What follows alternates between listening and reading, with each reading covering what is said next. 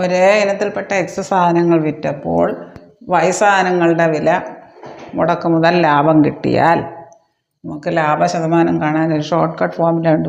y/x × 100.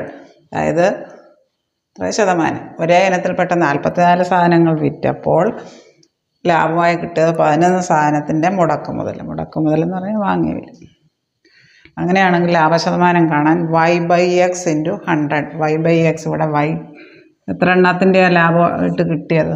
11ൻ്റെ വാങ്ങിയ വില by വിറ്റതിൻ്റെ എണ്ണം ഗുണം 100. അതായത് 100/4 25% വരും. ഓപ്ഷൻ സി ആണ് ഉത്തരം.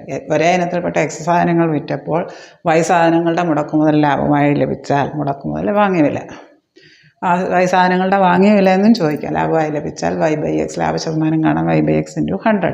ഇവിടെ അതേപോലുള്ള ചോദ്യം. ഒരേ ഇനത്തിൽപ്പെട്ട 44 സാധനങ്ങൾ വിറ്റപ്പോൾ 11 സാധനങ്ങളുടെ മുടക്കുമുതൽ അല്ലെങ്കിൽ വാങ്ങിയ വില ലാഭമായിട്ട് കിട്ടിയാൽ y/x × 100. 11/44 × 100 അതായത് 25% വരും. ഓപ്ഷൻ സി ആണ് ഉത്തരം.